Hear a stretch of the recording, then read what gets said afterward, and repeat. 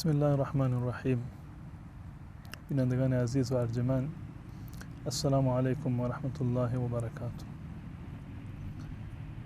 یکی از کارهای مرغوبی که رسول الله صلی الله علیه و سلم ما را توصیه کردند و متاسفانه بسیاری از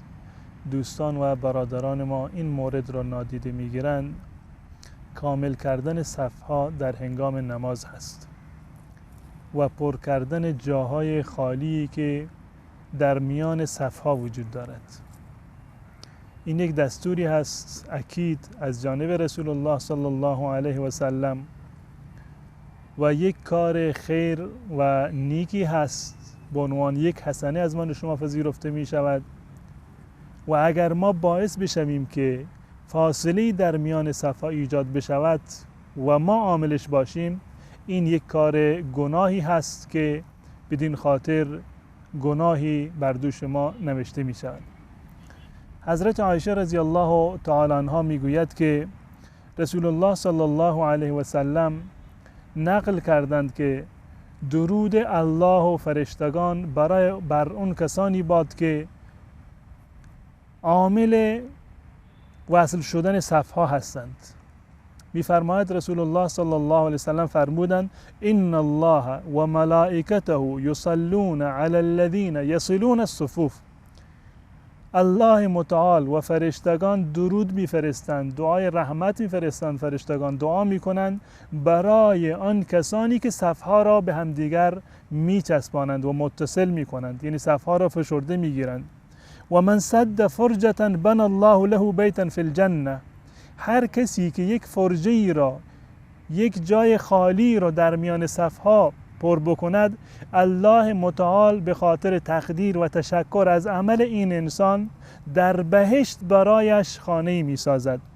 و رفعه بها درجه، و با همین یک قدمی که زده و صفی را به هم متصل کرده و جای خالی را که پرش کرده، الله متعال یک درجه و یک پله بر حسناتش و بر نیکی‌هایش خواهد افزود،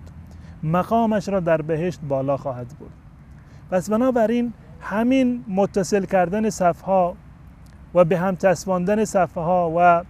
پر کردن جاهای خالی که از دیدگاه ما شاید کار بسیار کوچکی هست، شاید کاری باشه که ما امید چنین پاداش زیادی رو در مقابلش نداشته باشیم، اما این سبب می شود که الله و فرشتگان برای ما در واقع درود بفرستند و رحمت بفرستد الله متعال بر ما، و سبب می شود که یک منزلی برای ما در بهشت ساخته بشود و یک درجه بر درجات ما افزوده بشود. و چنین انسانهایی که در هنگام نماز این عمل را انجام میدن و حریص هستند بر این که در میان صفها فاصله وجود نداشته باشد، از زبان رسول الله صلی الله علیه وسلم اینها بهترین انسانها هستند. عبدالله ابن عمر رضی الله تعالی عنه میگوید رسول الله صلی الله علیه وسلم فرمودند، این فرمایش رسول الله صلی الله علیه وسلم هست که خیارکم الینکم مناکب فی الصلاة. بهترین های شما کسانی هستند که در هنگام نماز بازوهایشون نرمتر هست، منکبهایشون و شانه هایشون نرم هست، یعنی غرور ندارند، تکبر ندارند، بلکه حاضر هستند که شانه هایشون را با شانه های برادرانشون در هنگام نماز بچسبانند و فاصله ای را که در میان صف وجود دارد اینو پر بکنند. خیارکم الینکم مناکب فی الصلاة و ما من خطوة اعظم اجرا من خطوة مشاها رجل الى فرجة فی الصف فسدها. و هیچ قدمی با ارزشتر و با ثواب بیشتری از این نیست که انسان مسلمانی قدمی را برمی دارد به خاطر این که این صف را به همدیگر متصل بکند و یک فرجه و جای خالی را در یک صفی در واقع پر بکند. این یک قدم بهترین قدم هست. از این یک قدم و گامی که شما برداشتید، هیچ گامی بالاتر از این ثوابی را ندارد و با ارزشتر از این نیست. بیتین خاطر هست که رسول الله صلی الله علیه و سلم بسیار حریص بودند، همیشه توصیه می‌کردند برای اقامه صفوف، برای راست کردن صفوف، برای این که این فرجه ها را و فاصله ها را در میان صفها در واقع از بین ببرند و صفها را به هم دیگر بچسبانند. ابن عمر رضی الله تعالی عنه میگوید که رسول الله صلی الله علیه و آله فرمودند اقیم الصفوف، صفها را راست بگردانید، استوار بگردانید صفهایتان را، و حاذوا بین المناکب، و شانه هایتان را در یک خطی قرار بدهید، مساوی و در کنار یکدیگر بایستید، و سد الخلل، خلل ها و فاصله هایی که وجود دارد اینها را ببندید و اینها را از بین ببرید. ولینوا بایدی اخوانکم، در مقابل دسته های برادرانتون نرم باشید، بگذارید که کسی در کنار شما بایستد و دسته هایش و شانهش به شما بچسبد. ولا تذروا فرجات للشیطان، و فرجه هایی را برای شیطان رها نکنید، جای خالی را برای شیطان نگذارید که از این وسط در واقع وارد بشود و وسوسه بیاندازد در قلوب شما.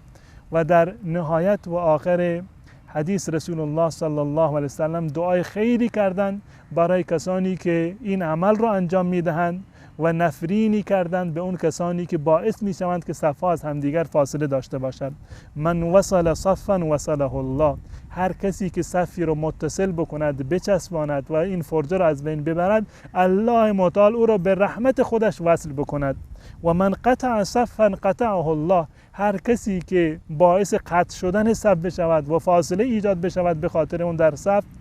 این در واقع الله متعال اون رو از رحمت خودش دور بگرداند. پس بنابراین سعی بکنیم که وقتی که نماز را میخونیم، هرچند که ما به این دستورات رسول الله صلی الله علیه وسلم و به این توصیه های رسول الله عمل بکنیم، به همان میزان ثواب عبادت ما بالاتر خواهد رفت و نماز ما نماز کاملتری خواهد بود. پس بنابراین برای این که نماز ما نماز کاملی باشد و ثواب کامل و بهتری به ما برسد و در هنگام نماز و در داخل صف نماز ما غیر از نماز کار خیر دیگری رو انجام داشته باشیم، پس بنابراین سعی بکنیم که صفها رو به هم دیگر متصل بکنیم، فاصله ها رو از بین برداریم و